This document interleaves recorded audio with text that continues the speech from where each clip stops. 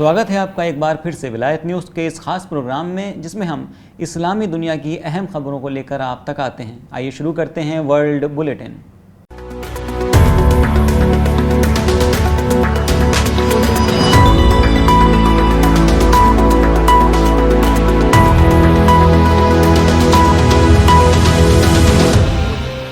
खबरों की शुरुआत में जानेंगे क्यों अर्दगान आतंकवादियों को सपोर्ट करते हुए सीरिया को जहन्नम बनाने पर तुले हुए हैं। सीरिया संकट में अपने निगेटिव भूमिका के लिए आलोचना का सामना करने वाले अर्दोगान प्रशासन ने एक बार फिर सीरिया संकट बढ़ाने की हरकतें शुरू कर दी हैं।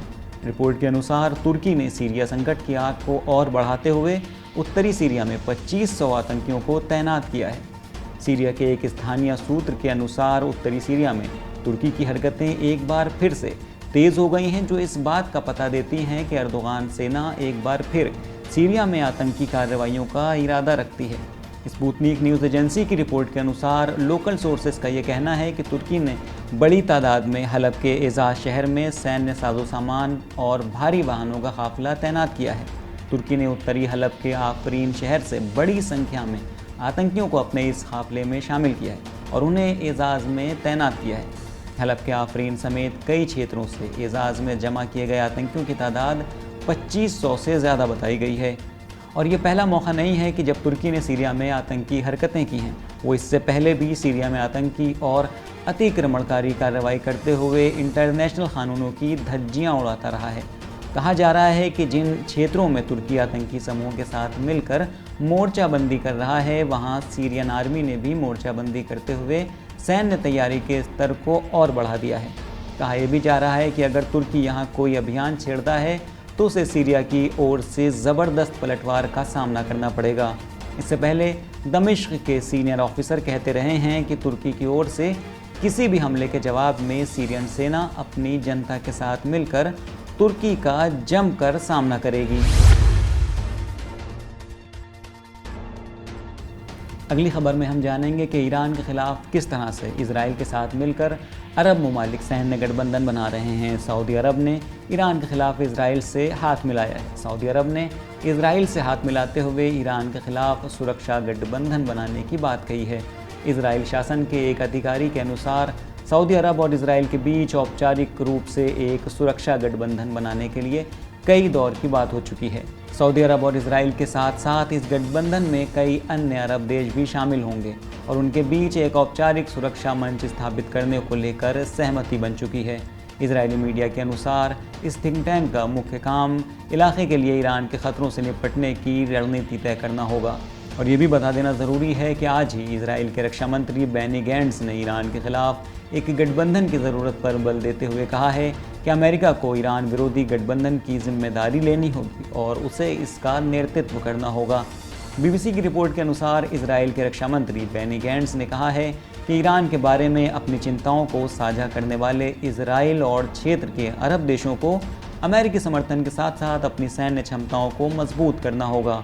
बेनी गैंट्स ने कहा कि हमें सिर्फ सहयोग की ज़रूरत नहीं है, बल्कि अमेरिका के नेतृत्व में एक इलाकाई शक्ति के गठन की ज़रूरत है जो सब पक्षों की मिलिट्री पावर को मजबूत करे।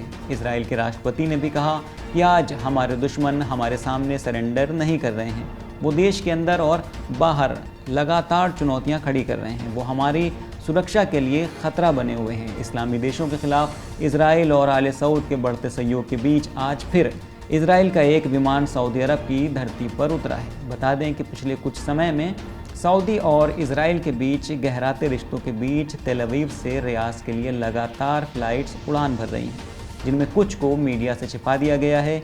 ये फ़्लाइट्स आमतौर पर इजराइल के कारोबारी, फौजी अधिकारी और तेल अवीव शासन के लोगों को लेकर रियाद पहुंचती रही हैं। अगली खबर में हम ये जानेंगे कि कैसे दुनिया भर के मुसलमानों की लीडरशिप का ख्वाब देख रहे तुर्की के राष्ट्रपति रजब तैयब अर्दोगान खुद ISIS के कुख्यात आतंकियों को अपने यहाँ पनाह दे रहे हैं और आज वो तुर्की के बड़े कारोबारी बन चुके हैं।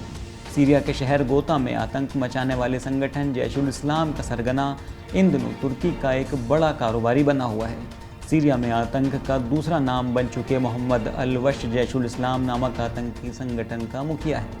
ये संगठन ख़ास तौर से दमिश्क के शहर गोता में सक्रिय है। मोहम्मद अलवश तुर्की और सऊदी अरब के समर्थन से सीरिया की बर्बादी में भाग लेने और लाखों लोगों को बेघर करने के बाद आज तुर्की में बड़ा कारोबारी बना हुआ है। उसने तुर्की की एक क्रोम माइनिंग कंपनी के आधे से ज़्यादा शेयर खरीदे हैं। इस कंपनी का हेडक्वार्टर तुर्की के अल अजीज़ शहर में स्थित है। रिपोर्ट के अनुसार अलवश ने गुरबा नाम की इस क्रोम कंपनी के ज़्यादातर शेयर खरीद लिए हैं। इससे पहले कंपनी की ज़्यादातर भागीदारी उस्मान पोर्टलों के नाम थी। 2015 में पूर्वी गोता में मारे गए जैशुल इस्लाम के कुख्यात सरगना जहरान अलवश की $200 मिलियन से ज़्यादा की संपत्ति भी मोहम्मद अलवश को ही मिली है। अलवश ने अपने चचेरे भाई जहरान के साथ मिलकर सऊदी गठबंधन के समर्थन से आतंकी संगठन जैशुल इस्लाम की बुनियाद रखी थी। जहरान की मौत के बाद उसकी 200 मिलियन से ज़्यादा की रकम अलवश के खाते में ट्रांसफ़र हुई तो आले सऊद और अलवश के संबंधों में भी दरार आ गई, क्योंकि रियाज इस संपत्ति को वापस पाना चाहता था। जहरान की $200 मिलियन से ज़्यादा की रकम अलवश के खाते में आते ही इस आतंकी सरगना और सऊदी खुफिया विभाग के बीच संबंध इतने ख़राब हुए कि सऊदी अधिकारी जहरान के ससुर के घर पहुंच गए और उस पर दबाव डाला कि वो अलवश को मजबूर करें और ये रकम वापस सऊदी अरब को दे दी जाए। अल आलम की विशेष रिपोर्ट के अनुसार ये आतंकी सरगना सीरिया संकट शुरू होने के कुछ सालों बाद से ही तुर्की में भारी निवेश कर रहा था और अब तुर्की में एक खनन कंपनी का मालिक है जो सूडान में भी बड़ा कारोबार कर रही है। अगली खबर यूनान के उन ऑयल टैंकर्स को लेकर है जो पिछले दिनों ईरान ने अपने कब्जे में लिए थे। ये ऑयल टैंकर्स अमेरिका तेल लेकर जा रहे थे। ईरान और यूनान के बीच ऑयल टैंकर्स को लेकर विवाद जारी है। ईरान के ऑयल टैंकर को रोककर उस पर लदा मिलियनों डॉलर्स का तेल अमेरिका को दिए जाने के बाद ईरान ने यूनान के 2 ऑयल टैंकर्स को फारस की खाड़ी में कानूनों का उल्लंघन का हवाला देते हुए रोक लिया था। अब एक बार फिर ग्रीक नौसैनिक अधिकारियों ने ईरान की ओर से रोके गए अपने ऑयल टैंकर्स उनके चालक दल को रिहा करने की मांग की है। ये भी जानना ज़रूरी है कि इससे पहले ईरानी विदेश मंत्रालय के प्रवक्ता ने यूनानी चालक दल के सदस्यों के हवाले से बात करते हुए ये कहा था कि वो सब बेहतरीन हालत में हैं और अपने घर वालों के साथ संपर्क में हैं और चिंता की कोई बात नहीं है। राइटर्स की रिपोर्ट के मुताबिक पिछले महीने ही यूनान ने ईरान के झंडे वाले एक ऑयल टैंकर को रोकते हुए उस पर लदा मिलियंस डॉलर का गैसोलीन अमेरिका पहुंचा दिया था। ईरान के पोर्ट और बंदरगाह संगठन की ओर से 14 जून को कहा गया है कि ग्रीस की तरफ से कुछ समय पहले ईरान के झंडे वाले एक ऑयल टैंकर को रोका गया था।